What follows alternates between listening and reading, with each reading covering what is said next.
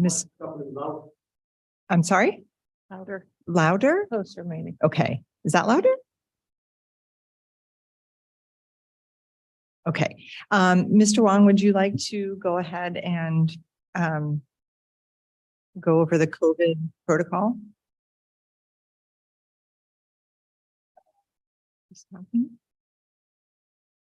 Yes. Okay. It might be me. I might have my mic on. So tonight's meeting is a hybrid meeting as it's been for the last few months. So that allows folks in the at home to log in via Zoom, and we can take their if they have public comment on some of the items, when it's time, they can bring it up.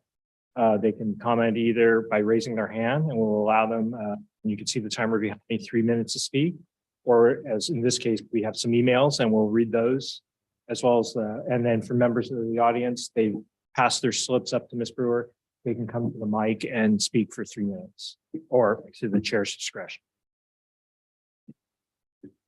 Thank you, Mr. Wong. We'll now do the Pledge of Allegiance. Vice Chair Repolis, would you like to lead us in that?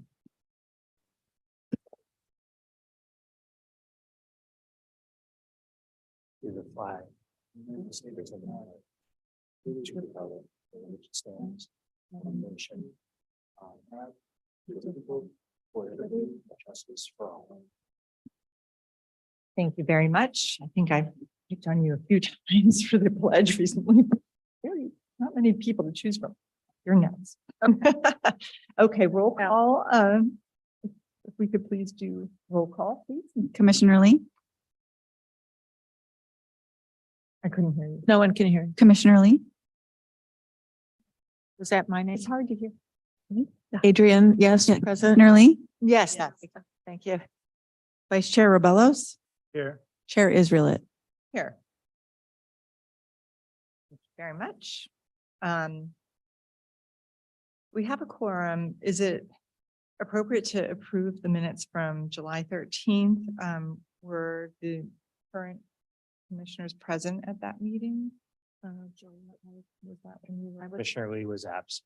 So perhaps we should hold on these? Okay. That is true. Okay, since there's just the two of us, just in case someone else has changes.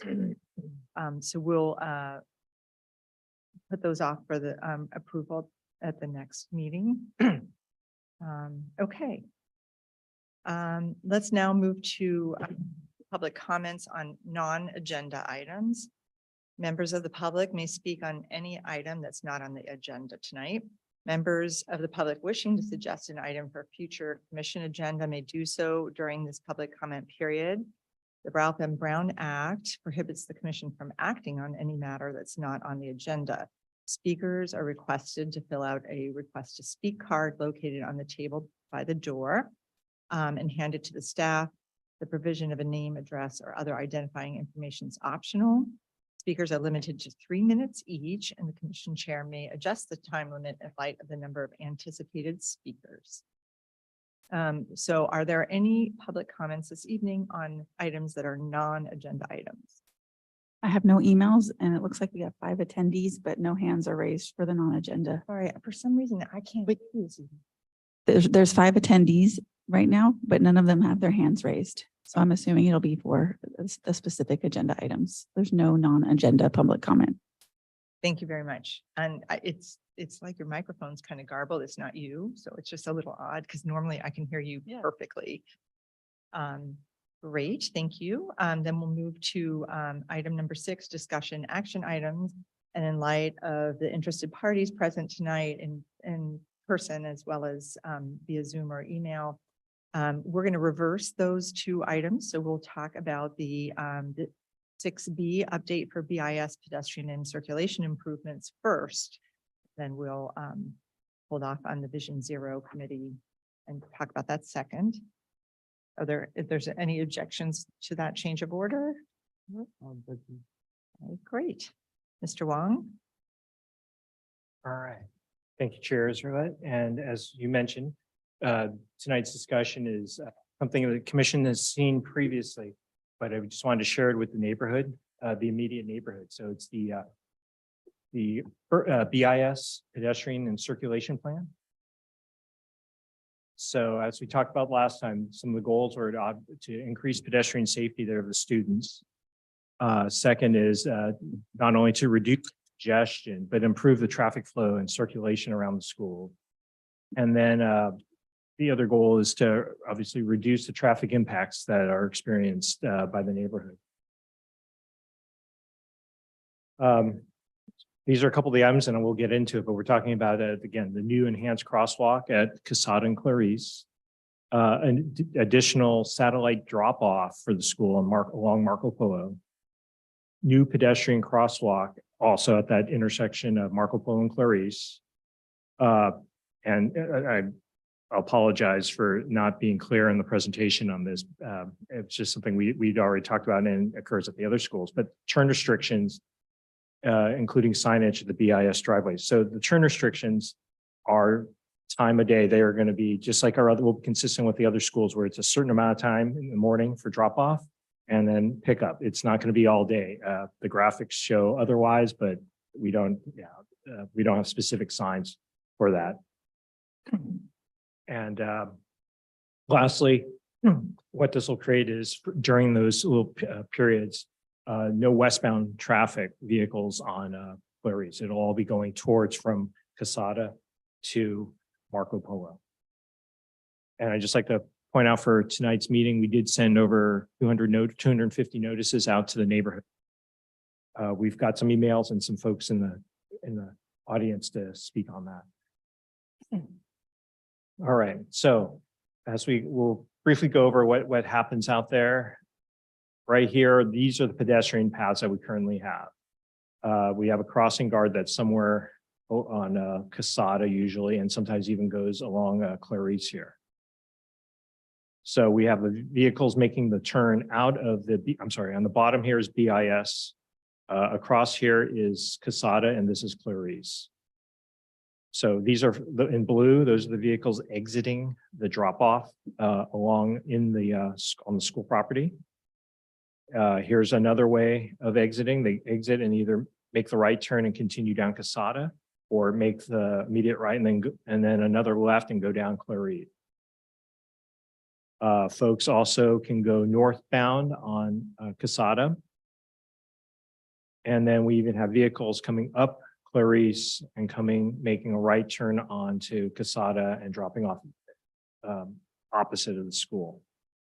And then I think lastly, we have folks going southbound on Quesada, dropping off and then continuing on.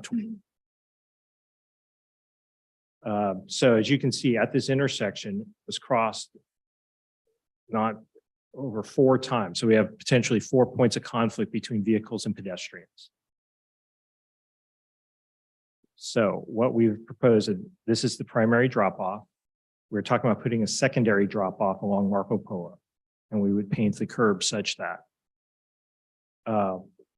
we would relocate the crosswalk on the north side and put that onto the south side of Quesada or south of Clarice, as well as put an additional crosswalk at Marco Polo.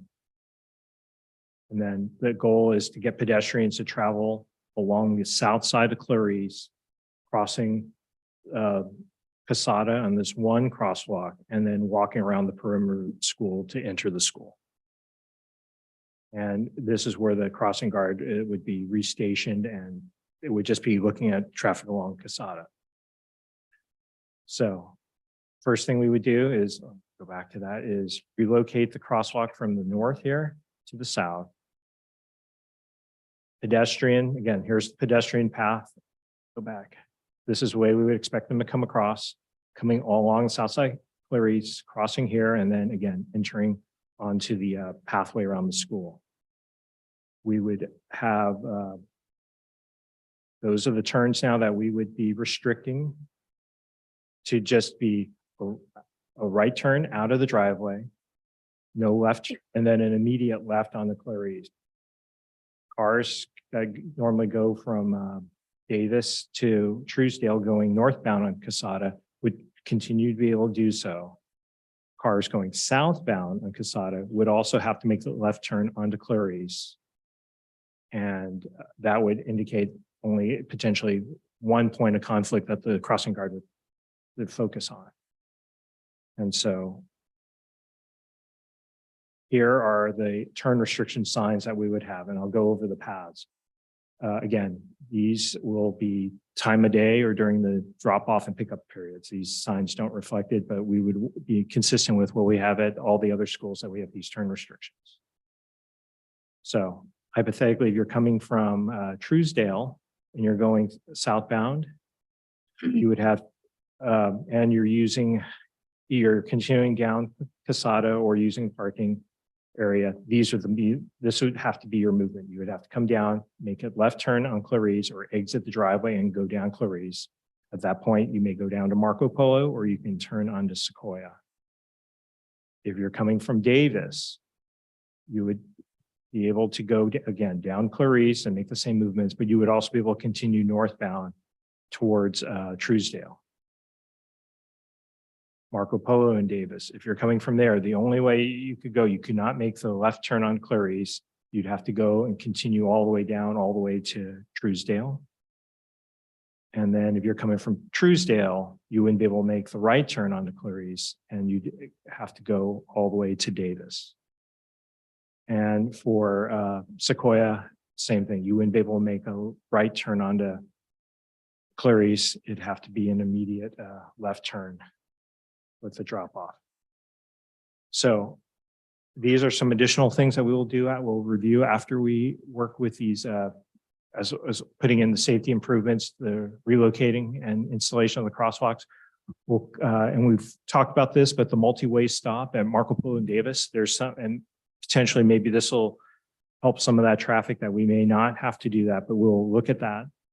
Again, install red curbs where necessary. We'll take a look at that. We have to and some of those near the intersections. And again, some of the additional school signage we can put up as appropriate. But for now, we're looking at, again, relocating the northern crosswalk from Clarice, at Clarice on the north side of Clarice at Casada to the south side, installing new ped ramps at Marco Polo, as well as putting in rectangular rapid flashing beacons for those crosswalks and any signage that's necessary. And this is where we've worked with the school BIS to outreach this and this new circulation plan to their parents, as well as each of the schools has a circulation plan that's on their website. They need to update that in their literature. Staff will do what we can to assist them. We can meet them at their PTA meetings. We just need to schedule and find out when. And again, we'll monitor both how it goes with both between us and the school. So with that, that ends the presentation and we could take any questions. Oh, and we do have some public comments on this email as well as the folks in the audience.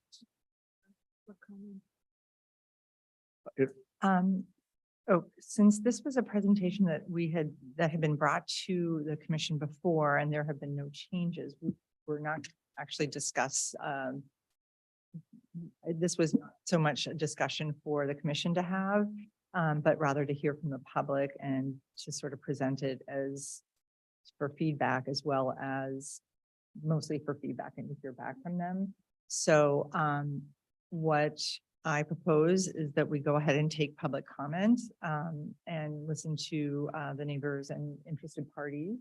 And then I don't believe that there is a need for us to make a motion this evening since we made that in April, correct, Mr. Wong? Correct. This isn't an item we're making a motion on. It's just, again, inform the public or the immediate neighborhood. So it's basically like a public hearing. So Madam Chair, I do believe since it's on the agenda, that we are able to speak on it. Is that correct, Mr. Wong? The commissioners can If speak? you have some questions, I'm willing to take it. And again, yeah, I mean, yes, you're able to speak on it. All right, thank you. Do we go first or do we do public comment? You have questions? Yes. We could take the questions first. I think that's a typical. We could take a few questions From the commission, from the commission and then go to the public and then And- you guys can. Co-chair Replis, you Yeah, I just, do that? well, I don't disagree with anything so far, but I'm just noting that it's under discussion and action item. Right. And so sometimes they're discussion items, sometimes we take action, but sometimes we do not. I understand that. Okay. But there is possible action. So typically, Through the chair. Yeah. So when we do, you'll have a staff report, we'll specifically ask that an action is needed. So in the upcoming meetings, like the stop signs, we'll want, if we have a stop sign request and we're going through it, we'll ask for an action. In this case, it's just a mere presentation. So we don't have to move or anything. I just wanted to finish and say that I noticed usually we'll have discussion only items. And so that's kind of just a concern of mine that how it's listed here. Okay. We don't have it under discussion only. So that's just, I just wanted to point that out. I don't have an agenda or something I want to do here, but I feel like that's a little bit inaccurate.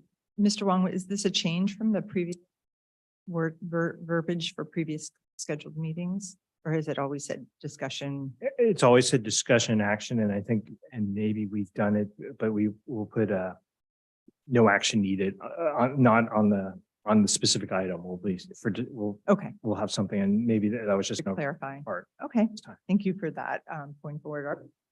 Okay, so given that brief discussion, if there are specific questions from the commissioners about this project, then we can entertain those. Commissioner Lee, would you like to go? Oh, yes. Thank you, Madam Chair.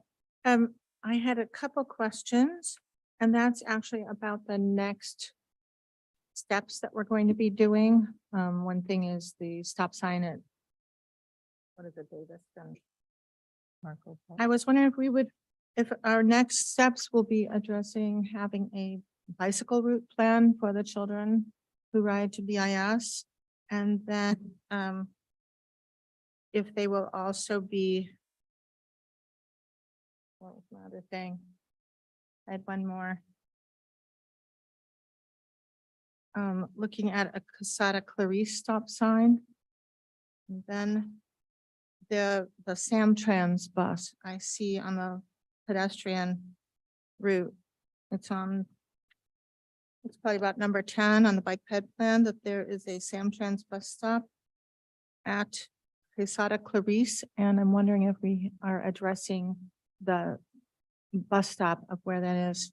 So a bicycle plan, and then the stop sign at Quesada Clarice, and then also on the bike ped plan, there are numerous pedestrian improvements on the plan that are within a half-mile radius of the school. I'm wondering if we'll be addressing that in our next steps.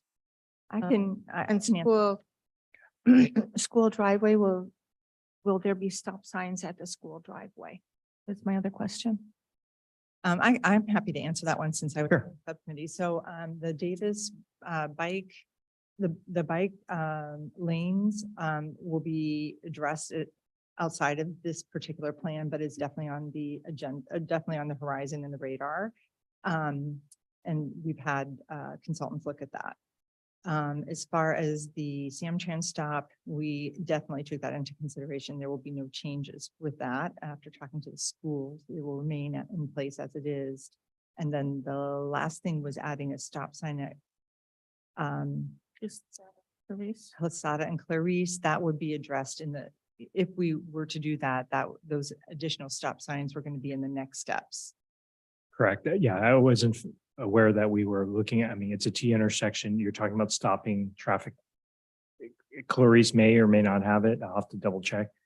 But yeah, it's something, it would be next steps because it's a T and folks should be yielding. But and we're also we're recommending folks cross on the other side of Clarice.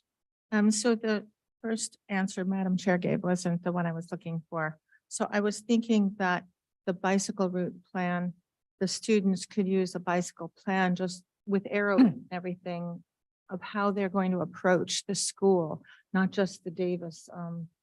So how the children will approach the school on their bikes, because we do have a lot of bikers at the middle school level. Mhm.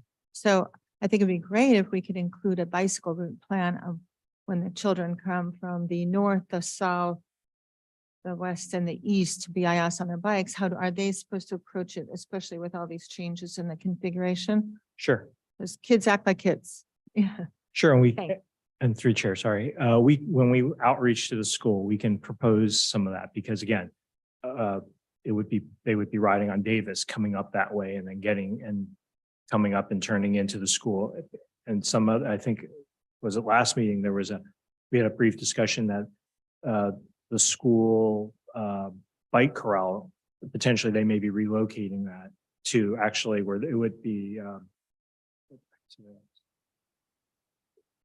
But It would be I'm referring to a this area, so they wouldn't have to cross, but just be here, and some folks can come up on Casada, on this side of Casada, and drop off bikes if they were on Davis. So those are some things that, again, this is not the end all plan. This is something just to get us moving because the school and even the residents have been experiencing this for quite a while. Yeah. So we initiate this, and then again, you saw the last item was BIS as well as us monitoring.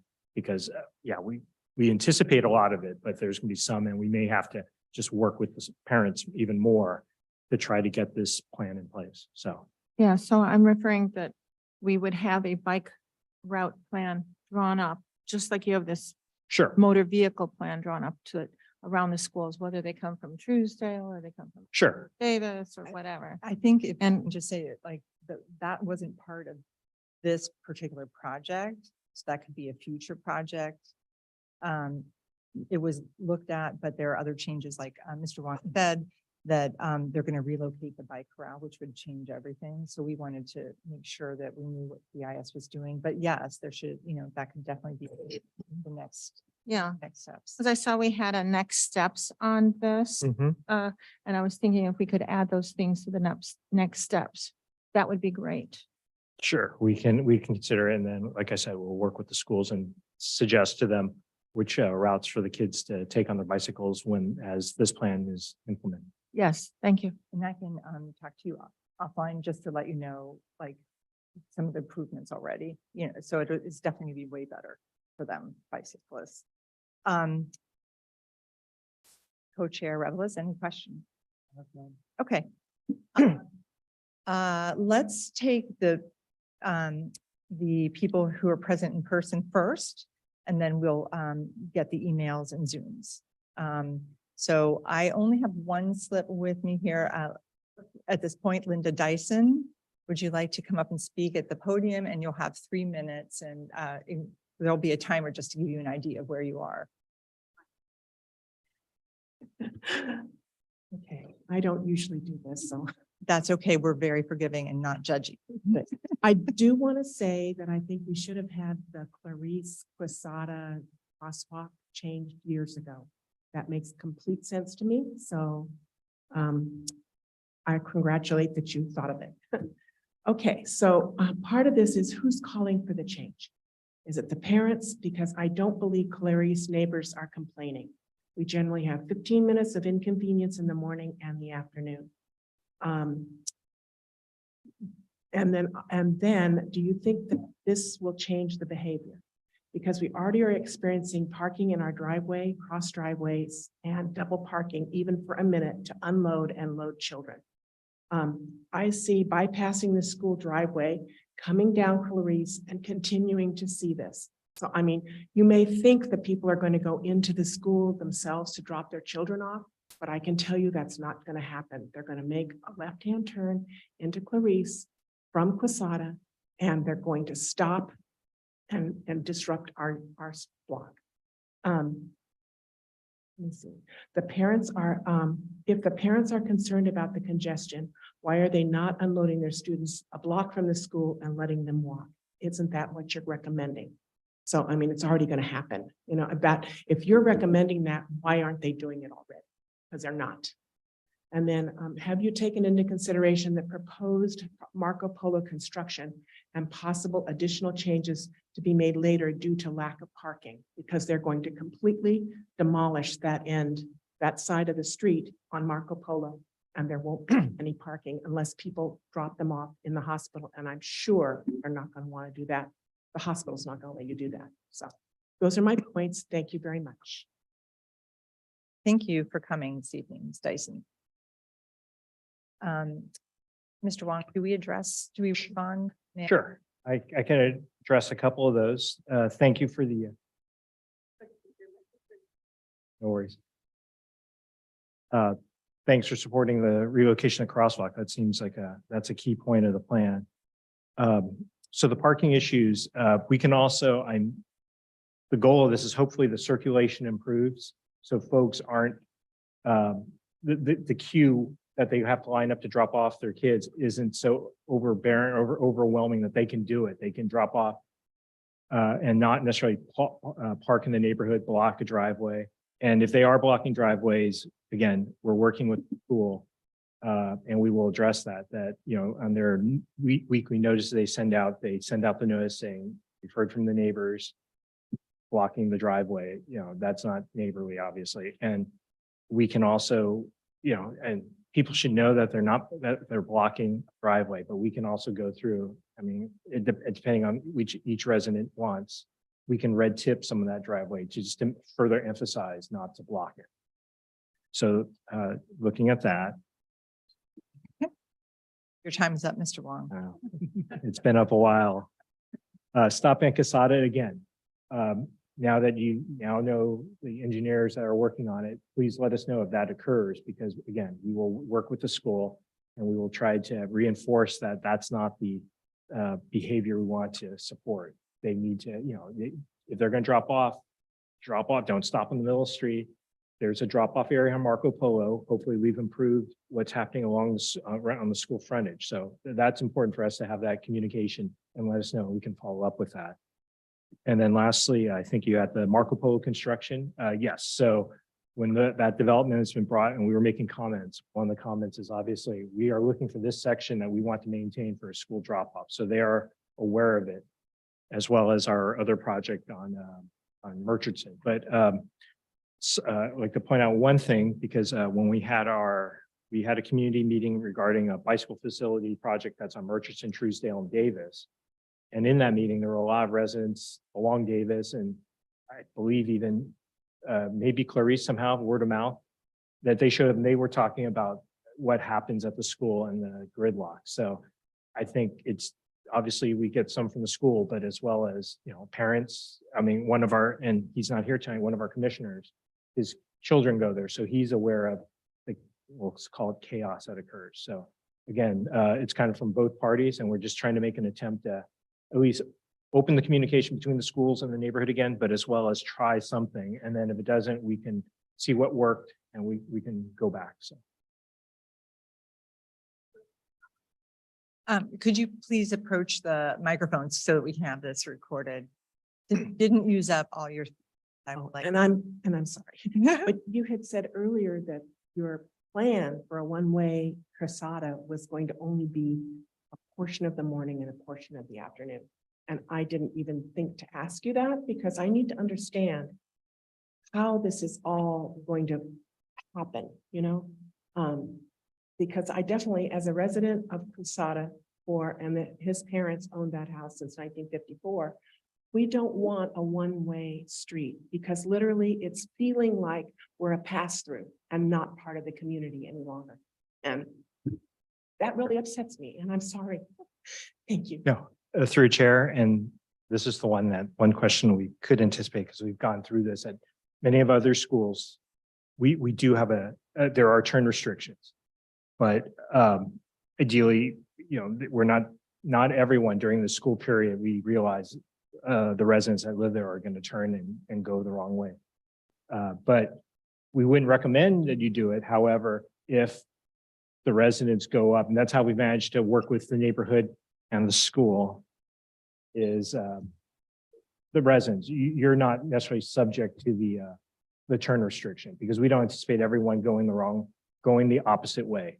It's going to be, it's a light enough traffic that it hasn't been a problem with the other schools. And that's how the neighborhoods have been okay with having the restriction during some of that. Again, we can look at the times. Obviously, it's not going to be, like you said, all day, but it's just a portion of the day. The portion of the morning and a portion of the afternoon. Thank you. It's a work in progress, and I'd just like to make a comment to you that we've done this before at McKinley, Hoover, and Roosevelt, and people are always a little bit nervous. But I think without exception, all of those neighbors have found that this actually makes their lives much easier and makes it a little less crazy for them to leave their home in the morning or return in the afternoon. So generally, it's been very well received, but this is, you know, we will be adjusting things and listening to feedback as we implement the plan. Thank you for sharing your thoughts. So no other speakers present here. So why don't we move on to any Zoom speakers? So I have three hands are raised. I'll start from the top down. Sure. So Benito is the first speaker.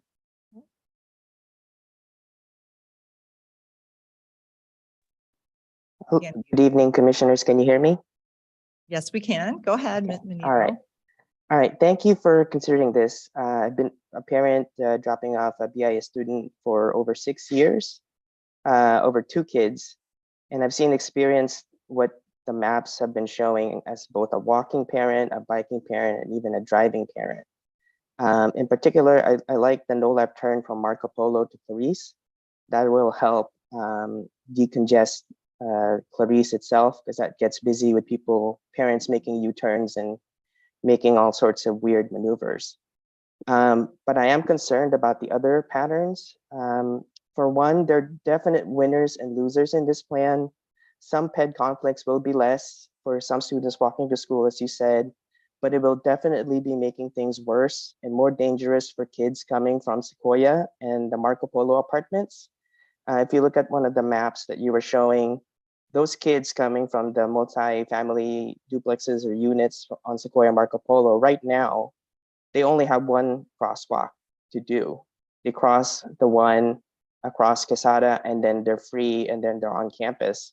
With this plan, those kids and those families are going to have to zigzag and cross an additional crosswalk, and that's a crosswalk that's not going to be protected or handled by the crossing guard the way the plans have been shown.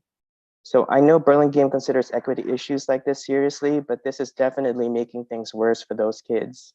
I also, secondly, I wanted to clarify if the crosswalk lines are just being removed, but that crossing there is still legal. So the kids could still legally cross there, correct? Is that correct or no? Through chair. Yes, Mr. Vaughn. That is correct. It becomes, it's still a crosswalk. It's just an unmarked crosswalk. Okay. So outside of school hours, like on summer or weekends, it would still be okay for kids to cross there or for anybody to cross there. That's good. Thank you. 3, I would like to please exempt bikes from the turn restrictions that your signs are going to be putting up, and don't make the student bicyclists be seen as illegal turners when they're just trying to get to school. Like after school, the downhill students coming from the bike cage, if it just says everybody needs to turn left, and some of those kids really do need to go downhill towards Davis, I hope the kids are exempted from any of the turn restrictions, because they're just kids. They're just trying to get through. They're not vehicles. The same for kids turning left from Marco Polo onto Clarice in the morning. I'm also concerned that the one positive of the current crosswalk configuration that there is today is that right in front of the school, there's a large area after school for kids to disperse and go away from the school. But by relocating the crosswalk, you're now making the crosswalk meet where the sidewalk is really narrow. It's literally like 4 feet or 5 feet farther down the hill.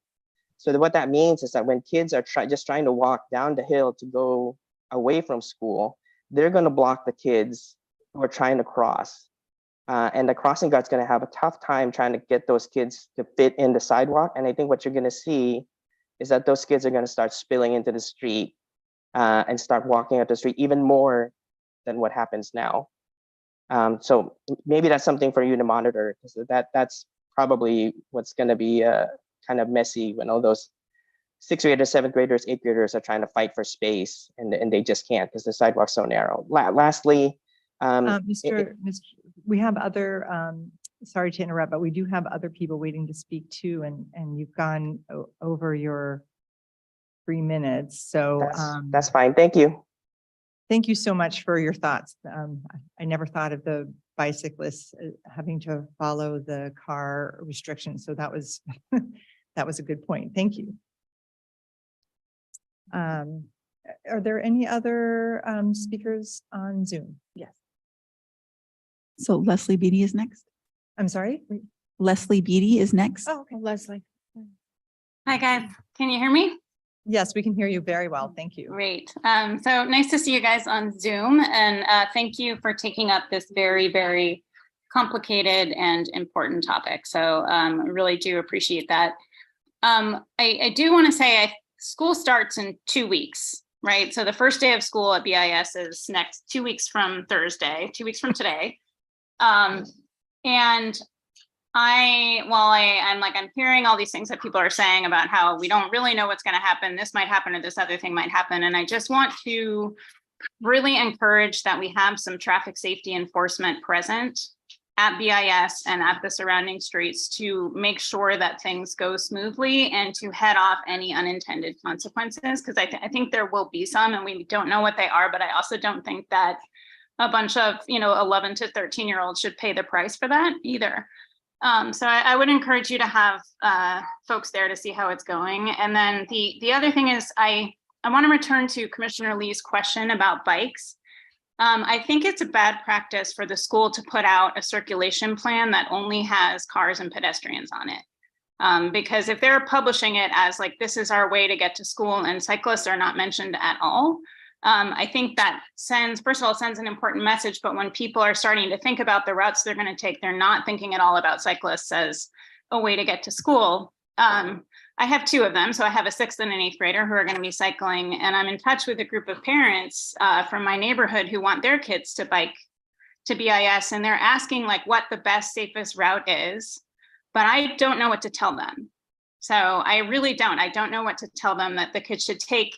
And I know we want Davis to be the bike boulevard, but I also don't know what the consequences of these traffic redirections will be for Davis itself. And so I do think that there's some heightened degree of like watching what happens, and as well as traffic enforcement that's needed while we go into this in 2 weeks. Thank you. Thank you very much. Yeah, our goal had been to have this complete prior to now, but obviously that didn't happen. We felt it was necessary and of utmost importance to at least try to move forward. But rest assured that the bicyclists are one of the top priorities, and we have had many discussions regarding that. It's just that things are not finalized yet with the school, and so we didn't want to develop a plan that would then have to be altered and confuse everyone. But rest assured that that is a very high priority as part of this circulation plan. It's just we can't complete it quite yet for various other reasons, not from lack of prioritizing it. I just want you to know. Through the chair? Yes. I just wanted to clarify something that the term restrictions, we will not be implementing those until after we reach out to the parents and then educate them and then let them know, because just having followed a set of signs that just pop up, it would be creating additional chaos. So we're going to bring them along, and hopefully this, again, working with the school, the sooner we do it and more times we do it, the better. So that's where the school and staff come into play. Thank you. So all good points. Thank you very much, Ms. Beatty. Patricia Dowling is next. Oh, okay.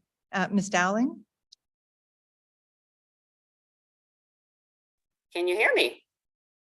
Yes. Could you be a chance you could be a hair louder? Okay, can you hear me now? Yeah, that's even better. Thank you so much. Okay, I wrote an email. I'll just read it. It's not that long. I've lived on Clarice Lane for almost 30 years. I have safety concerns about the proposal to change Clarice Lane to a one-way street. Common sense tells me the point of a one-way street is to move vehicles faster from point A to point B. A one-way street increases in speed and less attention by the drivers because there's no conflicting traffic flow. And by making Clarice more efficient for cars, we will make it more dangerous for our students and for the residents of Clarice, many of whom are seniors, myself.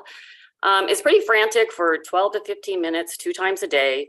I'm concerned that convenience is prioritized over safety and livability for students and BIS neighbors.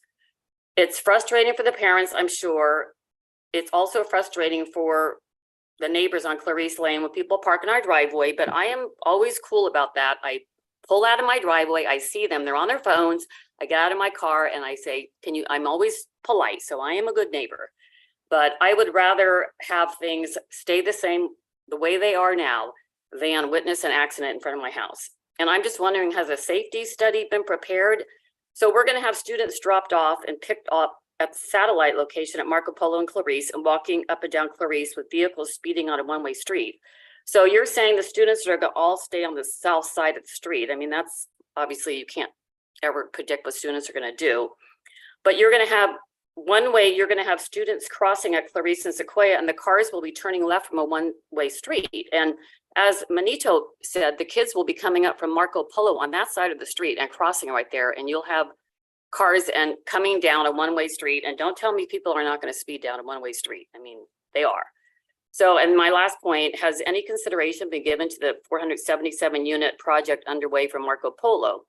There's less than one parking space per unit proposed, yet a one bedroom can allow up to 3 residents. So parking is going to be crazy on Clarice. And you add to that frustrated drivers with a propensity to speed on a one-way street. And I'm just wondering, I've been here for probably 35 years. Where is this coming from to change? Is there more students now? I mean, is this all about people just their convenience and people being in a hurry? I mean, that's anyway. Thank you very much. Thank you, Ms. Dowling.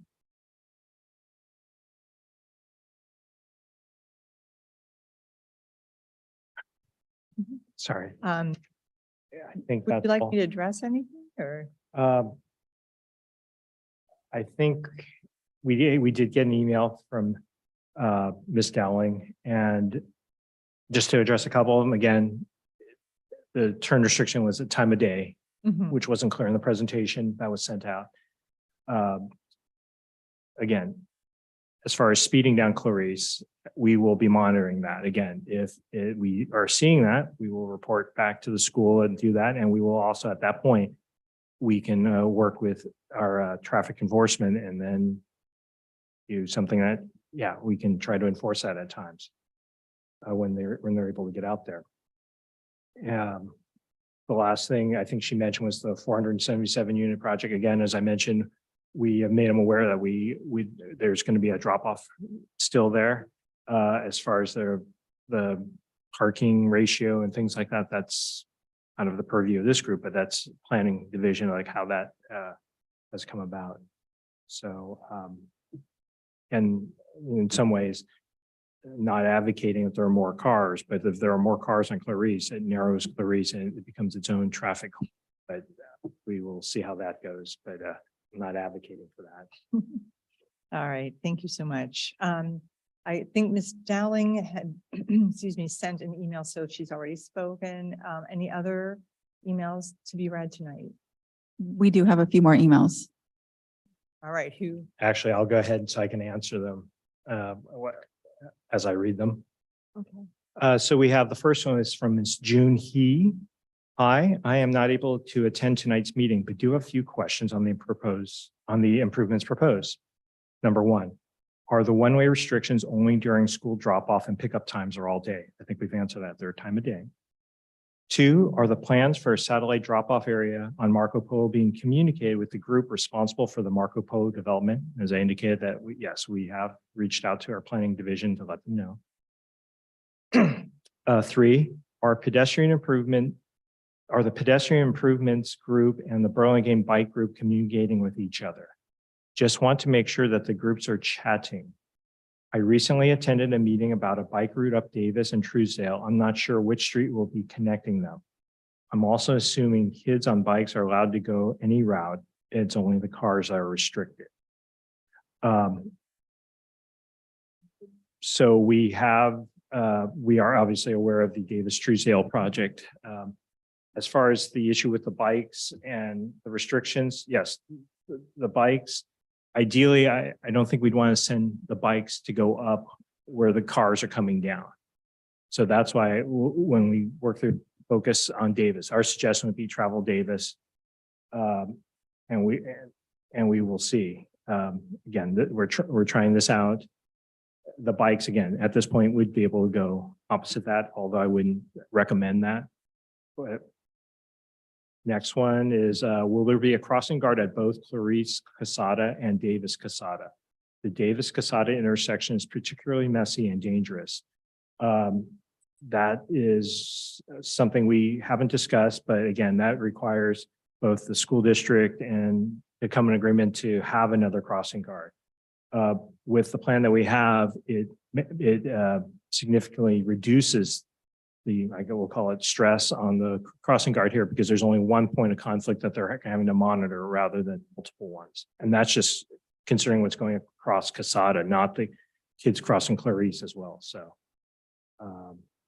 that was from Ms. He. Our second one is from Tracy Chen. A lot of the same questions. Are the one-way restrictions only during, oops, I'm sorry, let me start with the beginning. I respectfully submit the following comments. RE, update for BIS pedestrian and circulation improvements. I hope they can be addressed. The first one is, are one-way restrictions only during school pickup and drop-off hours? Don't see why it's needed when school is not in session. Again, we've answered that one. And I'll go back to this, but I'll see if I can describe it. Slide 4 and 5. Left only, right only, don't make sense. Slide 4 shows left only from the northbound Casada into the exit of BIS parking. Also southbound Casada is right turn only into the same parking exit. Please clarify. I think what we're trying to do there, as you're going southbound Casada, you can only turn, you couldn't continue past Clarice. You'd have to make a left turn onto Clarice. And when you're exiting the parking, the primary drop-off area, you'd have to make the first right turn out and then an immediate left to go down Clarice. Number 4 is changing the crosswalk makes sense, and perhaps doing this instead of restricting street directions is sufficient relief to relieve some congestions without creating unnecessary impact to neighborhood residents. That's something I think we considered, but it's also, and you may speak on this one being part of the subcommittee, but again, trying to get the drop-offs and where people are using the drop-offs as opposed to going in the neighborhood. So by doing this, it reduces some of the congestion there and just making it more efficient. And then number 5, her last one is, are they still planning on making Davis Drive east of Casada a bike path? Is there any coordination between the different planning groups? And yes, we are. And again, the bike, it won't be a bike path right now that I think we're proposing on Davis. It's a bicycle boulevard. So then again, it's just a sharrow in the street with some traffic calming to better focus to allow cyclists to ride. The last one we have is from Ms. Annette Doherty. Hi, City Council. Obviously, she means Traffic Safety Parking Commission. I would like to voice concerns with one-way traffic. I am not in support of this change. It will increase traffic in the neighborhood and create a hazard. One-way streets can reduce property value. I would consider time limits for the traffic flows, such as, and this is, she says, such as wet courts at Lincoln Elementary. I think she's looking to have the same thing at Lincoln Elementary. Yeah, so those are the 3 emails in addition to, and 4, including Ms. Dowling, who spoke earlier. Okay, thank you. I think that's great. Thank you all for giving us your feedback and voicing your concerns.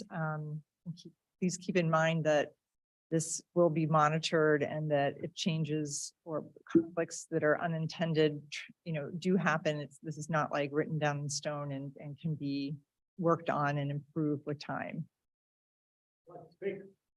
Oh, I'm so sorry. I didn't receive a notification that you were interested. Oh, it's I think, Dave. I haven't closed Yeah. public comments, so, okay, yes, you, why don't you come on up? I don't have, I didn't have anything to notify me that you want to speak. So I'm so sorry. Please, you have 3 minutes. Yeah, okay. I live in a neighborhood since 1973.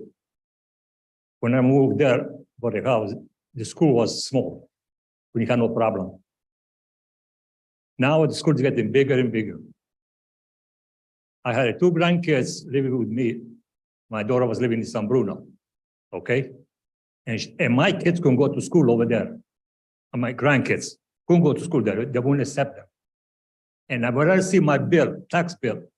I support the school every year. They take the money. Okay, I don't mind.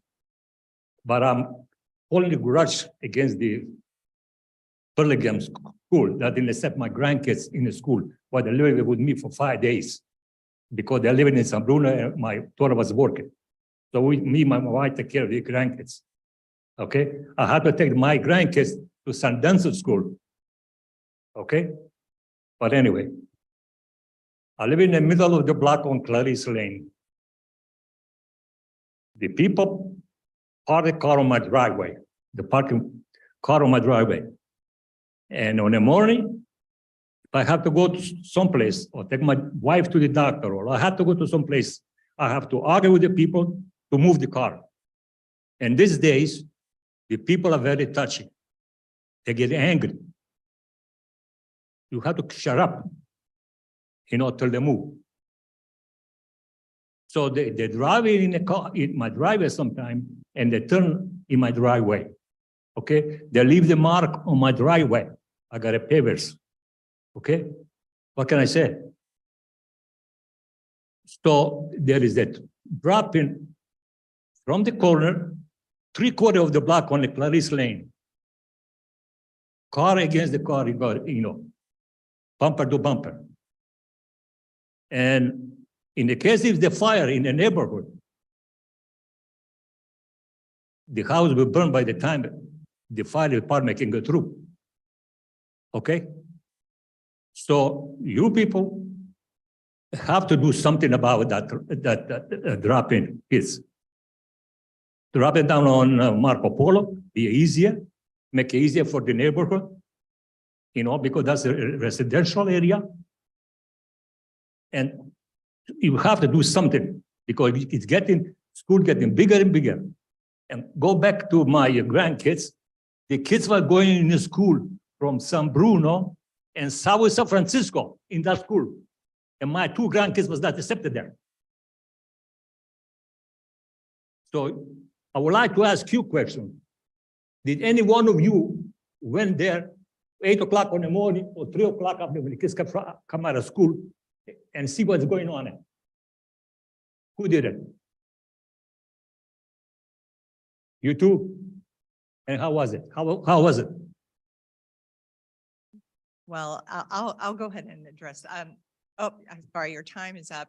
It was crazy, and that's why we tried to come up with this plan, because we wanted to make it a safer and more efficient way so that things like that won't happen on Clarice, and you'll be able to get out of your driveway and there won't be cars driving every which way. So that's one of the reasons why we wanted to come up with this plan. I'm a deaf. I left my plug home, so I'm sorry. Oh, But okay, that's okay. yeah. We're trying to make it better for the residents, Yeah. for you, as well as safer for the students.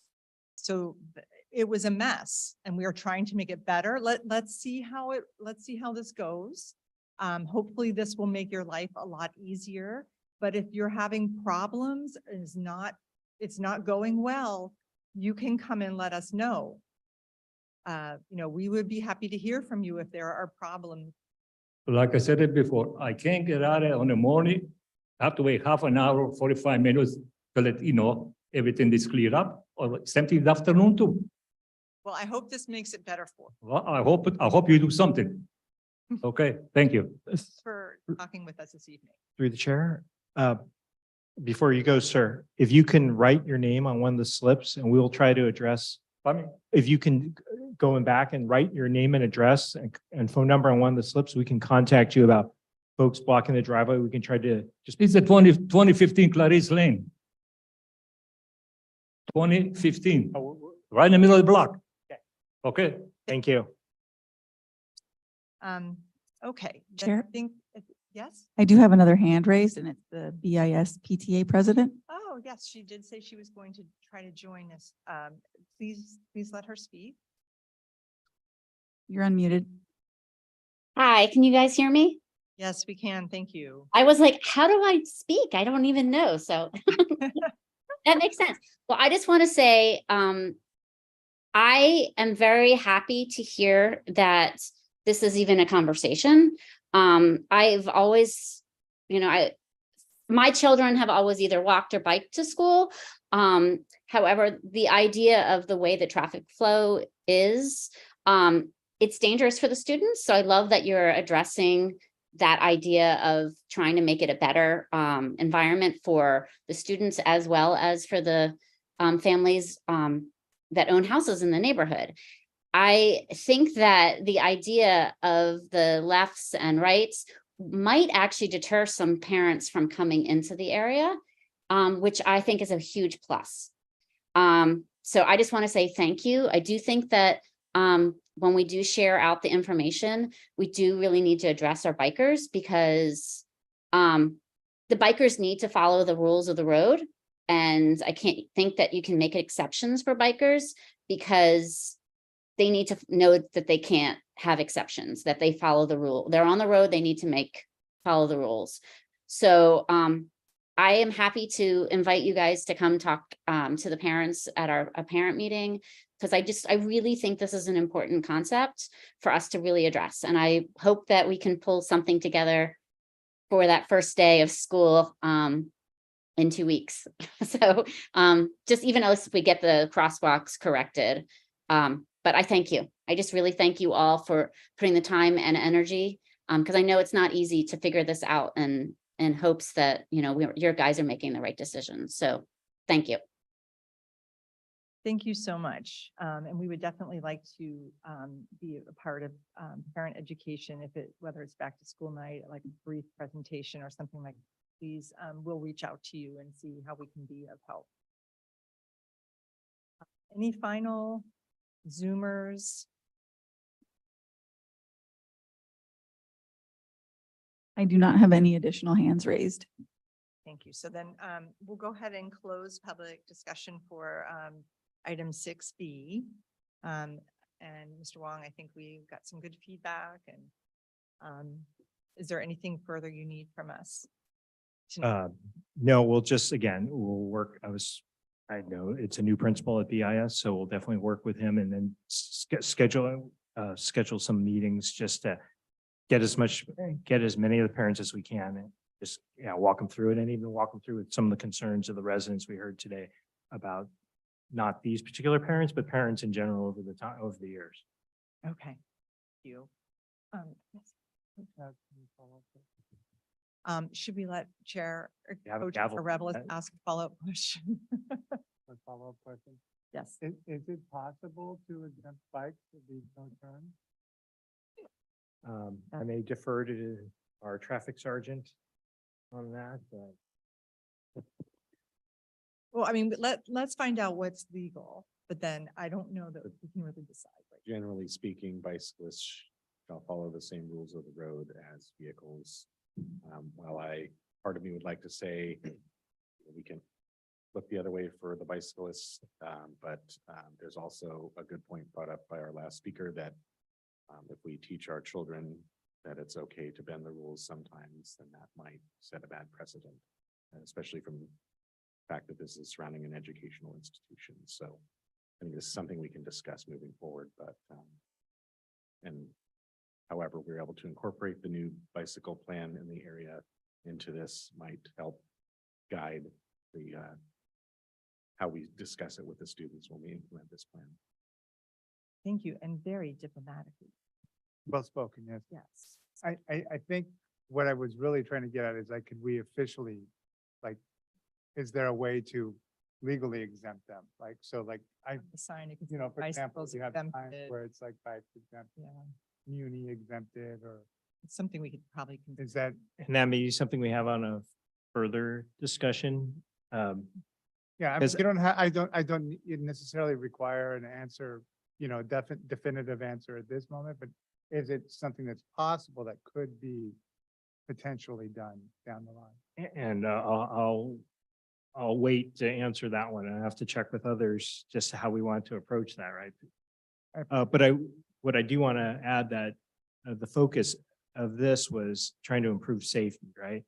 Not that convenience wasn't a consideration, but it's balancing it, right? I mean, it would have been easy. We can make it convenient and efficient and safe, but we don't have that here and we're trying to work within it again. So we start here and then we can tweak it.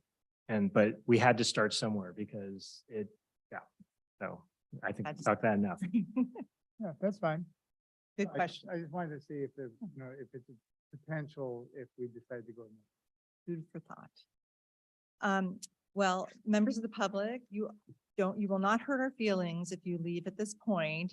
You are more than welcome to stay, but you will not hurt our feelings. Okay, we are now going to move on to discussion action item 6A, the City Council Vision Zero Committee. Yes, thank you. Thank you. Mr. Wong, did you want to, I can just briefly. I was just gonna point out just a couple other things that we had on that, if you don't mind. Yes. Um,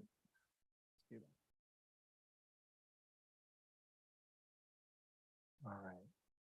So we talked about this last month. The city council is forming a Vision Zero subcommittee consisting, I believe, of council members Beach and Ortiz. I'll have to maybe go back. I mean, actually, it might be Beach and Andrew, Stevenson. Well, it is, I have it in, it's on the presentation. It is Beach and Stevenson. So again, this is the movement to reduce traffic deaths and injuries to zero. There was a request in order to complete their subcommittee, they would like 2 members of the Traffic Safety Parking Commission on there. Again, this was old, but we did want to try to set it up last month because as I move on to this next slide, possibly next week, they're going to have their first meeting.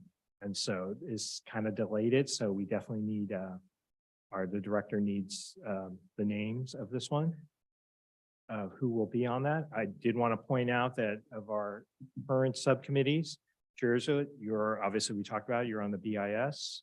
Commissioner Revelos, you're on the US 101 connectivity, bicycle and pedestrian connectivity. Commissioner Martos is not on one now. Commissioner Lee, you have the Burlingame Avenue pedestrian safety improvements as well as the US 101 bicycle and pedestrian connectivity.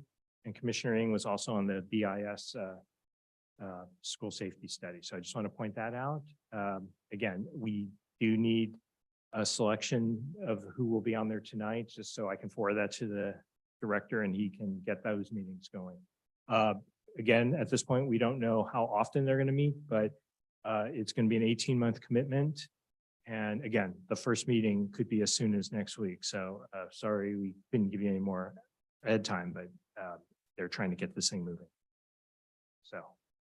Mr. Wong, I believe we've completed our work on the 101 bicycle pedestrian connectivity. Is that correct? Yeah, I just have to present the report. Yes. Yep. Actually, those Or- are done. No, absolutely. We know that one's terminating as well as BIS. Well, I hope. I hope BIS finally comes That's- through. yeah. Sorry. Premature. So when we asked for people who would be interested, Commissioner Ng was the only one who is already overextended and did not think he would be able to do this, participate in this role. I'm interested. I had gone to a meeting with then Mayor Beach for the initial presentation, but I felt that it was only fair to recuse myself from chair. So that left Commissioners Martos and Lee. And co-chair Revelos. And I think, judging on the current situation of the subcommittees, I think it makes sense to have Commissioner Martos on it. And then also Commissioner Revelos, since Commissioner Lee already has another project in her pocket. Actually, Madam Chair, I believe we have completed our Burlingame Avenue pedestrian safety improvements as well. We walked the avenue like a month ago. Through Chair, we did. I was going to share, well, that's in the engineer's report, but I was going to share some of those with you, the concepts that we had talked about. So. Yeah, I think that those two are both done. Madam Chair, thank you. Okay. Well, I'm going to definitely, go with Commissioner Martos because he has nothing. And then just, to me at the time I had to make this decision, I thought it made sense to pick co-chair Revelos as well. I think that, both you and I are really interested too. And certainly if something happens where they find that the time commitment is too much, or if they have to step away, then either you or I could. So I think that we'll go ahead and turn those names in. I think we should have a vote on that. I'm sorry. I think we should have a vote. Through the chair, the selection of the committees, the chair, that's the one, aside from running the meeting, the chair has makes the committee assignments, so. Okay, thank you. I would have really liked to have done it. Okay. So then we don't need public comment on this No. this discussion item. I will let the director know, Vice Chair Revelos and Commissioner Martos will be on the committee. Okay, I think Commissioner Martos is en route back from Boston, so. And I'll let him know as well. Okay, let's close that agenda item and move to information items. And I see what you were saying, co-chair Rebels now, I see information items versus discussion action, so. Yeah, I should have said information rather than. discussion. I didn't quite, the penny didn't drop and now you just did. I'm sorry. I looked at a couple of past agendas after we had that discussion and I noticed that it's information on all of them. Yeah, okay, I Yes. think I know what We're you're, on the same page. yeah. Sometimes it's not easy to remember all this stuff. All right, let's move on to 7A. Are there any public comments related to informational items? All right, then we'll move to 7B, close public comment. We'll move to 7B, community group updates. Do we have any community groups present? No. Okay, let's close that item and to 7C and, I'm sorry, Chair, there is Arlene from Walk Bike Burlingame, but she doesn't have her hand up. okay. Who is it? Arlene from Walk, Fauci? yeah, Walk Bike Burlingame. Yeah, I think she wants to talk.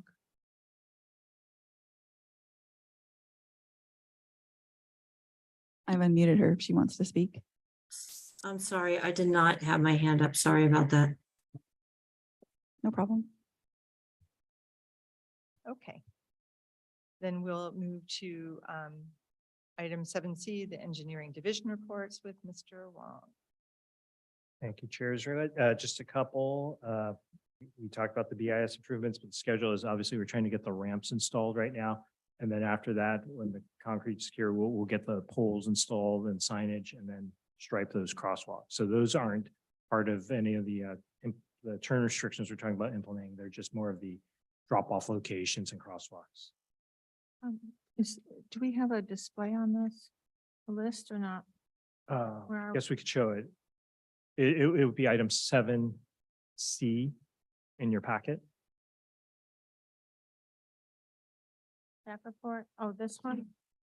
Correct. Okay, sorry. All right, thank you. Yeah, we're trying to get the work done prior to the beginning of school, those improvements. Sorry, just locating it. Okay, sorry. The next item was Mercy School traffic calming. The speed cushions have been installed and so far we don't have any punch list items. So what we had promised to work with the neighborhood was obviously speed limit. We installed the reduced speed limit signs along Alvarado and Adeline. We've implemented some satellite drop-offs on Alvarado and on Hillside. And the big last one was to implement the traffic or speed cushions in the neighborhood. We did get, I'm just going to point this out because it did come from the mayor. He was supportive of it.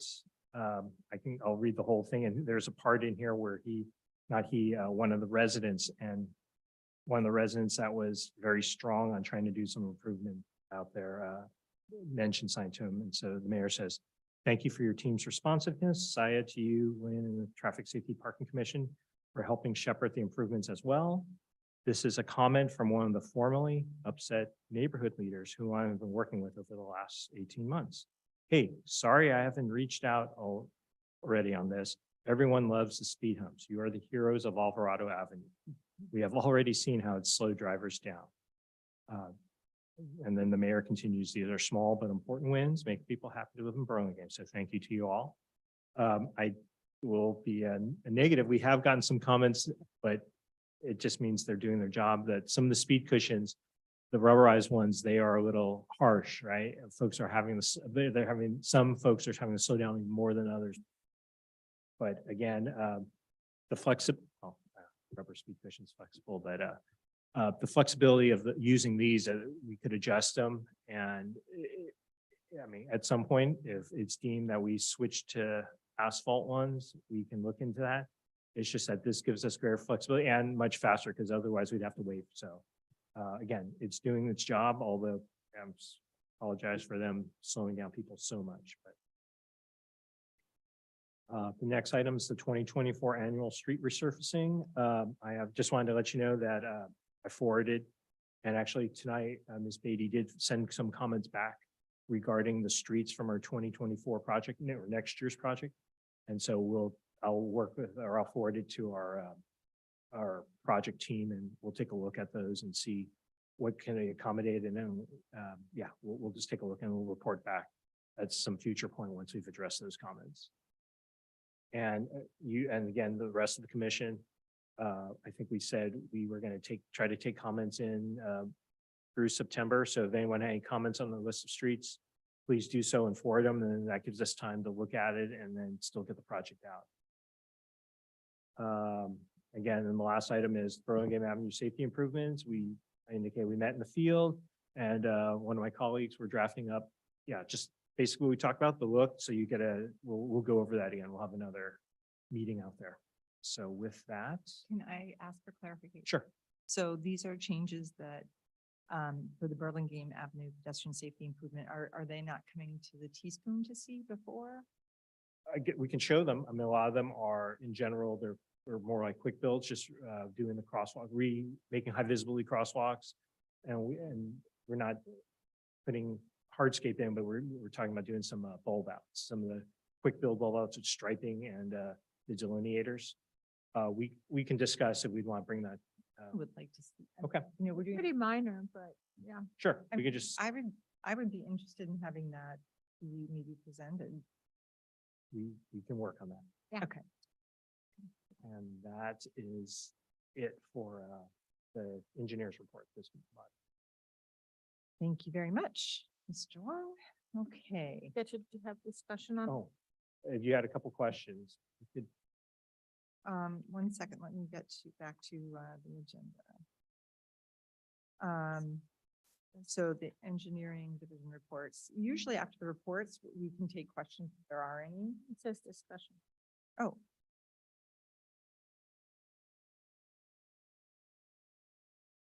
And that one, it's an informational one. That one's a clear one. It's usually us just reporting out to you, but we've always made, we can, Yeah, I did take the time to look up at the streets. okay. Had a couple of discussion items. Okay. Oh, you mean the street specifically? Yeah. You can forward those comments to me. Okay. Yeah, we'll take it. Were you here? Did we do? No, I think that was last meeting. She wasn't.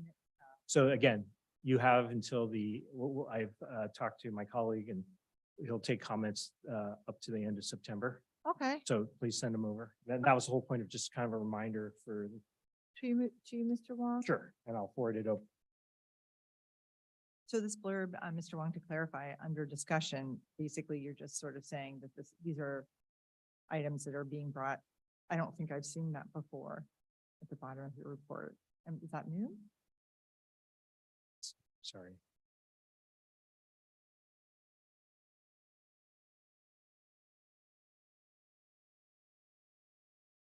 Where it just says some of these items Yeah. have been originally, is that always been It's always been there. there? Okay.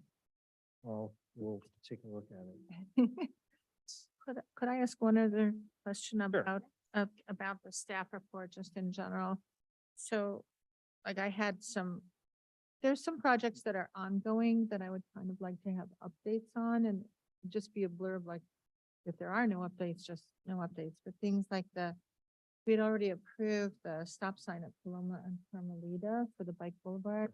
Like to have an update on when that will be installed, or to have an update on the Broadway grade separation, or And Broadway, like that, it's a big deal right now. Like to have updates on these different items, Truesdale, Murchison, California Drive, that thing going on. Sure, I think we had that on last month. Add those things so we could have them part of our engineering report. There might not be an update, but just to let us know that there isn't. And yeah, I can try to update a lot of those. Obviously, the grade separation, it's moving along, but there's nothing worth updating at this point. We talked about, I think last month, we talked about Truesdale, Murchison, Davis. That's why it's not on here. There's going to be a survey that's going out shortly. And then once that comes out, if it's not within our meeting cycle, I'll let you guys know, like I did with the previous survey. And on your last one on the Paloma, we can talk about that. That's something that's on our I radar. meant The Paloma, stop sign. yeah, the Paloma Yeah. stop sign. I think we approved it like ages ago and I'm just wondering. Again, you supported it, right? This body doesn't. Oh, okay. But we will talk about that because we still have to do the noticing of that. So Oh, okay. that we'll talk about that under item. It's our last item. We'll talk about future. That's Okay. something that's on the radar that will bring to the attention to the. Co-chair Revelis, any questions on the engineering report? Okay. All right, let's close that item and move to department report. Urgent away. Thank you very much. Here we are. Here. Okay, for the month of July, there were 27 reported collisions. Of these, 14 involved collisions with another motor vehicle, 5 with a parked motor vehicle, 3 with fixed or other objects, 3 collisions were with a bicycle, and 2 collisions involved pedestrian. 4 of these collisions occurred on private property. Actually, there might have been more. But at this point, my records, I have 4 private property only, and then one of those, one was with another motor vehicle, 1 parked vehicle, 1 fixed object. And one of the private property collisions accounted for 1 of the pedestrian related incidents. The 27 accidents reported, 9 of the accidents involved a report of minor injury and 0 involved report of major injury. 2 collisions involved DUI, which is a substantial increase from last month's, which we have an anomalous high number there. Collision factors most common were unsafe turning, right-of-way violations, and speed-related collisions. Some reports of note that I'm sure there will be some requests for additional information on, but I wanted to try and address them up front. Going in case number order, there's a case number ending in 1682. That's one of the vehicle bicycle collisions. This was regarding a vehicle traveling on Carmelita eastbound, came to the stop sign at Cortez, but did not fully stop and continued through the intersection at a slow rate of speed. However, there's also bicyclists traveling northbound on Cortez. It appears that the vehicle clipped the wheel of the bicycle, knocking the bicyclist to the ground and resulting in minor injuries. There's a case ending in 1709. That's one of the one of the vehicle pedestrian collisions. This is the one that occurred on a private property where a vehicle was backing out of a parking space and knocked a pedestrian to the ground. This was reported several hours later, and the pedestrian was found to have injuries related to complaints of pain. The case ending in 1718, vehicle versus bicycle, where the vehicle was traveling northbound on El Camino, and it was attempting to make a left turn onto westbound Ralston. The bicyclist was traveling on El Camino going southbound and within the crosswalk on that west side, and the vehicle collided with the bicyclist, knocking the bicyclist to the ground, and a report of complaint of pain during that incident. There's a collision ending in 1832. This is a vehicle bicycle. This is regarding the vehicle traveling eastbound on Howard, approaching Primrose. The vehicle did not stop for the stop sign at Primrose, continued eastbound. However, there's a bicyclist traveling southbound on Primrose that was struck. Minor injuries and complaint pain was the determined injuries at the time of the report. And finally, there was a vehicle pedestrian incident that occurred on Broadway and the downtown Broadway area. There was a vehicle southbound on Laguna, came to a stop at Broadway and began to make a left turn onto eastbound Broadway. However, there was a pedestrian crossing Broadway going south to north in the east crosswalk, knocking the pedestrian to the ground, and that involved complaint of pain, a laceration.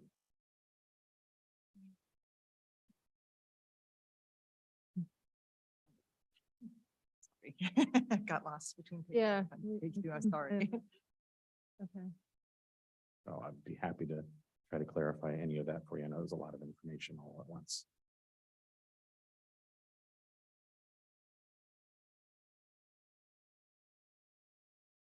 Um, The, Madam Chair, the last one, the Laguna Broadway pedestrian incident. Is that the one that the Broadway Sorry, that was the one that I just, sent an email about? I don't know what emails went on, but I suspect, yes. It was recent. It was in the. That was very recent. That was on the 30th of July. Came right at the end of the month. And, yes.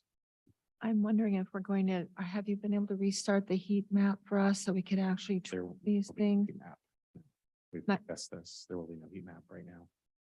Are you able to restart the one that Sergeant Perna was doing? for us? So we could track like 5 pedestrian hits at Laguna We Broadway. had this conversation. No, Is there someone else in the department that could do it for us? not right now, no. Into it, and if you want to talk to me about it, but not right now. No. Yeah. Mr. Wong, am I at liberty to say that intersection is going to be looked at or? Yeah, Yes, I mean, yes, we are looking at it. Yeah, may I? yes, you may. So I am in communication with Mr. Wong here about the Broadway intersections that we have incidents with, and I'm providing police report information, historical data. But this is information that he and his engineers are presumably going to use to help come up with a plan. But I am providing that information to our engineering department. Thank you. I just wanted to, make sure that you knew it was not like being ignored. It's just, we don't have anything to talk about this evening, but it's Yeah. something that's gone under the radar. It's Per- something. Perhaps, Madam Chair, we could add it to the engineer's report, going forward, so we are sure to address. Through Chair, when we do have some action, other than, traffic sergeants provide me the collision reports, and we've met with we've observed out there and met with the merchants, some of the merchants that sent the email. Yeah, that's where we're at. We've come to no conclusion yet. So, Okay, that'd be great. options, Thank you. no worries. Thank you very much. I'm glad there are fewer DUIs who kind of flipped me out last month. Yes. So I guess it's just the law of averages, but great. Okay, thank you. No more questions? All right, then we will move on. To, yeah, if I can find. Chair? A question? Of course. I'm not gonna. Is there, the next time we do this report, could we have a Burlingame Springs kind of book? Because Sometimes the street, yeah, I mean, I don't obviously Sure. know where I'm gonna be. And then obviously, like, I've probably crossed through Cortez a million times and I just don't know. I think that's a very smart thing to do. We used to kind of pull up our phones when we were lost, but exactly. that's not really Do that. Brown Act approved. Through the chair, yeah, I had it ready if you were to request it. I do have, Yeah, Google that's, Earth, so you can look at it. that's absolutely I fine. had one other suggestion maybe, and we can not do this. In an act of just trying to remain transparent, I include all the collisions that come up in my my computer search of collisions. However, I do, as I go through them, I find that there's probably a good percent that maybe are not worthwhile to discuss in this setting, such as collisions that occur on private property where we really don't have the ability to put up signs and speed bumps on private property or things like that. And then maybe criminal collisions like DUI related or other exciting to talk about. Really, we're not going to solve the problem in this setting. So Maybe not really appropriate. yeah, so I don't mind including everything as I have been doing. If you feel like it would help you to digest the information, maybe funnel it down to more items that would be better for your attention, I can do that. It's your choice. Think about it. We don't have to make a decision now. Yeah, I think that having it be narrowed down for us because, this isn't, I think it should be something that is relevant to our roles as TC commissioners. And while it might be like juicy gossip to read about a criminal pursuit or something, it's really not appropriate. Right, which is why the last few meetings I've been trying to pick out specific cases, try and present, which I know obviously anything bicycle pedestrian related is going to be definitely of your interest. And Okay. I've also been trying to, nothing other than bicycle pedestrian, but anything involving our usual places of concern. I also try to highlight those as well. Do you all agree, the commissioners that are present this evening, is that okay with everyone? Yes. I mean, I think I'm okay with that. I had another question. yeah, we may have another. So maybe it would be, because I understand we did get a little bit spoiled with Sergeant Perna and the heat map and being able to have that kind of, maybe rather than something, maybe an alternative to a heat map, but maybe once or twice a year, just receive a count of, for example, I'll just pull a random intersection here. It says Broadway and Rollins. So how many Broadway and Rollins acts were there over the course of this window of time? Say a 2-year, 3-year span, whatever we deem appropriate. Where we can just once or twice a year, we get a report. Maybe it could be part of our annually every February, March or something, right? We get one report that just shows frequency. And it doesn't have to be anything that's just one here and there. They can omit that, so they don't have to excess work. But just anything that has more than 3 or 4 accidents over a period of say 3 or 4 years. Maybe even shorter, maybe 2 years. So we can look, so that then that way, if we get it early in the year, then we have a chance to sort of kind of monitor that through the term of the chair of that year. I'm fine with that. I just don't know, is that doable? It's again, the reason that the heat map is an issue is that it requires going through each and every case because the locations in the data that we collect as a process of writing the report, locations are centered around usually where the person calls from or a loose location. And then when the police report is written, they include the more specific data as far as where it is, but there's like different columns. So when I'm trying to sort these, I do have to go through one by one and refine them. And then the act of plotting them on the map, it's too cumbersome because it would involve basically just using a Google map and then hand placing dots, but not having any sort of Just data to be clear though, managed I'm talking about over. map. Okay, well, I'm talking about like a frequency. So basically like you have right. these spreadsheets that you prepared for us. Yeah. So you would just search, for example, for Rollins Road and then have, okay, there's 15 incidents on Rollins Road over the, between January 2023 and Right. January 2025. I think Rollins Road is a good example because if I search incidents that occurred associated with Rollins Road, I'm gonna get everything from Millbrae to San Mateo, basically. And so then I have to filter through each individual intersection and decide how to I know. report those. And You could just you could just provide just Rollins Road, right? So it could be like it could just be Rollins Road. It doesn't, you don't have to necessarily identify it, just so we have a sense of which roads, have that may be needed, potentially needed. And I think what Sergeant is saying is like Rollins Road can be like miles long, right? Is that what you're? Right, but you're gonna get every accident that has the word Rollins Road in it from the Millbrae border to San Mateo. And it's gonna exclude anything that's on a side street but associated with Rollins, and then I have to go through one by one and try and decide which ones should have been included and which ones shouldn't. And, that's the problem. And it may be that onus could be somewhat on us because of the way that the reports are set up with the police department is just that we have to pay attention, like Howard and Primrose again, Laguna and Broadway again, pedestrian. I mean, it would be great. It sounds like it's not super searchable.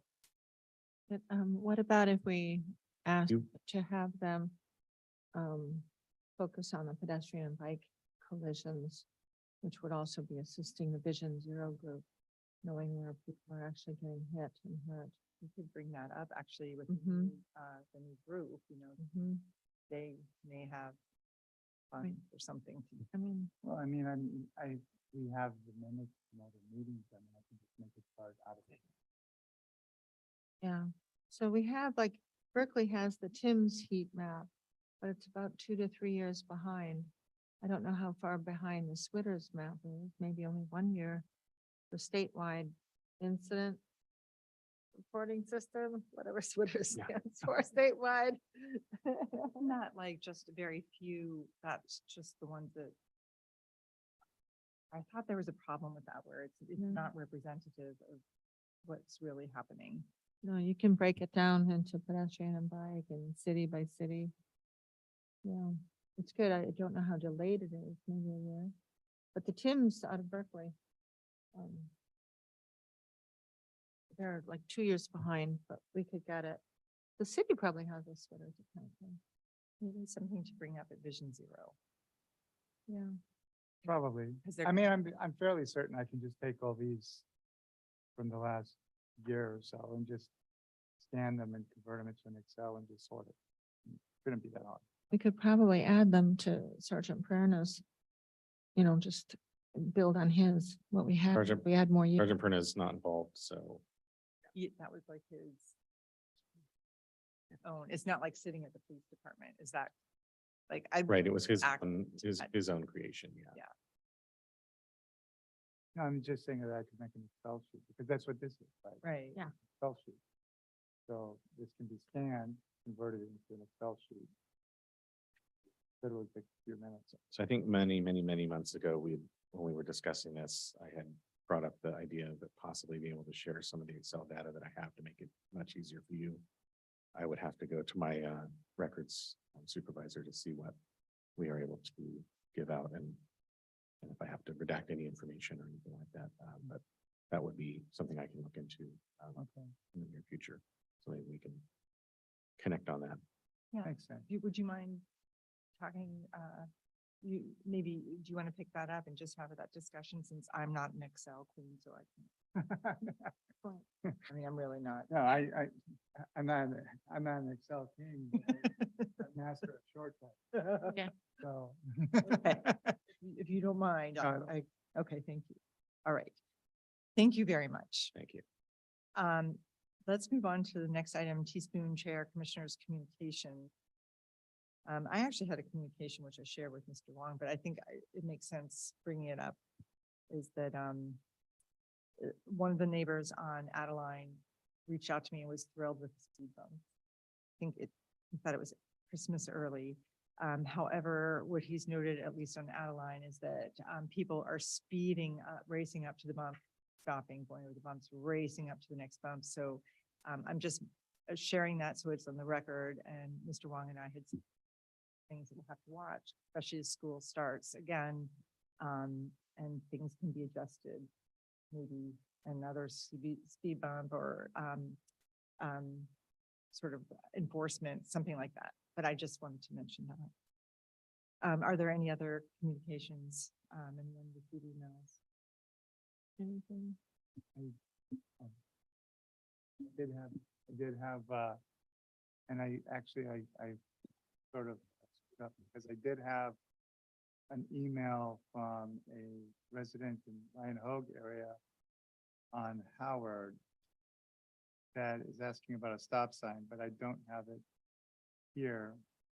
I thought I could have it on my phone. So I'll have to forward that to you. Yeah, why don't you, Through chair, I believe we have that one. So Mr. Ye requesting an additional stop sign in the Lion Hogue area. And yeah, we're looking at that one now. Yeah, we've responded because again, this is part of we've looked at this intersection as part of the Lion Hogue traffic study at some point. So we're just gonna find, yeah, what analysis we came out of that. So. Yeah, I'll forward you the email that I have. That's why I wanted to bring it up because I didn't see you on that particular email. But Okay, please do. We did receive one from that. Mr. Wong, are you referring to Bloomfield and Howard Avenue? I believe that was the one that was requested. Yeah, I think the Lion Hope neighborhood had wanted a stop sign there and it wasn't installed. And then BPAC had wanted it on the list and it didn't make the final cut. So I think there's a lot of interest in it. Sure. And we went through an analysis on that with the Lion Oak. So we're just going to re-review that. And as far as, and time has passed, can't tell you how what the analysis was through that, but we'll refresh on it. thank you. Okay, then we'll move to the agenda item 8, committee and subcommittee reports. Is there any public comment related to the committee reports this evening? I do have a hand raised. Arlene from Walk Bike Burlingame raised about 5 minutes ago. I don't know if it's related to committee reports or not, but she has her hand raised. If this is to speak about the subcommittee reports, then she's welcome to speak. But if it's on another item, unfortunately, we would not be accepting public comment at this time. Do you want to ask her or? I've unmuted her if you'd like. Yes. What is her name? Arlene? Oh, I bet she's the one, she wanted to speak earlier and we got confused. She said she didn't. She said she didn't want to speak previously, but she raised her hand about 5 minutes ago. Okay. Okay. So hi, Her. thank you. Can you hear me? Yes, we can. Thank you. I just wanted to make a comment about the police report and the traffic accidents. That's probably the most relevant report that is talked about at this event. And it is a list that there of data, but we're not taking that data and figuring out how to then make the streets safer. And you did, many of you talked about that a little bit, but if we think about Vision Zero, that's really what this is all about. How do we stop pedestrians and bicyclists from being hit and injured? So it seemed like there was a lot of discussion around that we need to have more analytics around this data. And I just want to emphasize how important that is. Again, I think this is probably the most important thing that's talked about in this meeting. Thank you for your thoughts and your comments. I'm lost on page. Sorry about that. Okay, yeah. So that was she probably raised her hand for 7A prior to, if it was about 5 minutes ago. Okay. Now closing public comment, we are going to move to Burlingame Avenue pedestrian safety improvements. I think we'll defer to Mr. Wong next month when he has a report on that. Sound good? Yeah, at some point, and I'll share it with you because, we'll talk about item 9 and we'll see where it goes. It can just be a very short presentation. I would just be curious to see, we can learn from what's implemented one place, if you don't mind. Yeah, I mean, we can talk about because wait till we get the item, let you know it's on tap. Okay. Preferably with visual aids. Sorry. And then moving to BIS school safety study. I think we know exactly what's going on with that right now, so no need for additional comment. And then what is going on with the US 101 bicycle and pedestrian connectivity subcommittee? When can we expect? Still waiting for to have a full commission. So, Oh, okay. yeah, so I'm going to assume that we will have one next month for the moment, although I Ooh. will not be. Yeah. So, but I'm gonna work off of the assumption that we will have one, and I'm going to make sure I have a completed, report. I will, send it to Andy, and Mr. Wong, and, well, I'll be prepared to present it. I'll be here. Okay, and then, of course, it doesn't make sense. You're more than welcome to delay if we have a very short group, because, it's something I'm sure everyone in the commission would like to be present for. So there's certainly no cutoff deadline or whatever. I'm just kind of curious, Well, I mean, for me, I'm personally frustrated, just to put it on, so you guys know, I'm personally frustrated because I promised to end this subcommittee in June. And so for all intents and purposes, it has ended. We're just waiting. no more vacations for commissioners. Work. Oh, no, I don't, I mean, all of us. I'm sorry, I meant all of us, because you can't present it because keep not having a full group. Okay, well, I look forward to it whenever it happens, and thank you for your patience. Okay, let's move to future agenda items. Mr. Wong, what do we have up for next month? So next month, I think, and I'm hoping we have as full of commission as we can, because we will be probably seeking some action, but I think I mentioned before, we have some interested folks at Bernal Hillside. There's some concerns about that intersection. I think those folks would just like to be heard on some of their concerns. Regarding our project that's going into California Drive bicycle facilities, there are some changes we need to make to the Muni code. And again, both of these are going to be noticing folks in the area. So in that one, we'll be noticing folks along California. And having walked that area, there's going to be some comment about like what the duration is or how do we approach it, what the concerns are along California. This is some of the new parking that we're introducing on the east side. Right now, it's currently no parking. And the Carmelita Paloma stop was one of the things that we also need to, we need to go through this process in order to send it to council, make a motion here and send it to council so council can introduce and then adopt the stop signs. And this is part of the bike boulevards. This is the one at Carmelita and Paloma. So we did, Commissioner Lee is right, we did talk about that. And at some point we do need to put in the books, but again, that project is a project that we went out to bid and we didn't receive any bids. So there's not a huge push for it because it's not going to be installed well, not immediately because the contractors just aren't interested in doing that right now. They're too busy with their bigger projects. It's a relatively small project. And Is that going to be an agenda item, the Carmelita? yeah, we typically do. And then because we noticed the immediate neighborhood of that. So it usually comes here and then again, seek support, but we can see how many of these we want to do next month. We'll have our pre-agenda meeting and discuss. Okay. And then again, Commissioner Rebel is US 101 subcommittee, but depending on if your availability as well as everyone here, we can talk about that one. But there's two definitely that are, the first two I mentioned are definitely, We can't. there'll be a turnout. Yeah, I think we will. And we did push off the Bernal Hillside. Yeah. For this month because we had the BIS and we had a short group. So. Yeah. All right. Well, you and I we can duke that out, or we can just draw straws. All right, then. I think the meeting should be adjourned. I'll start it.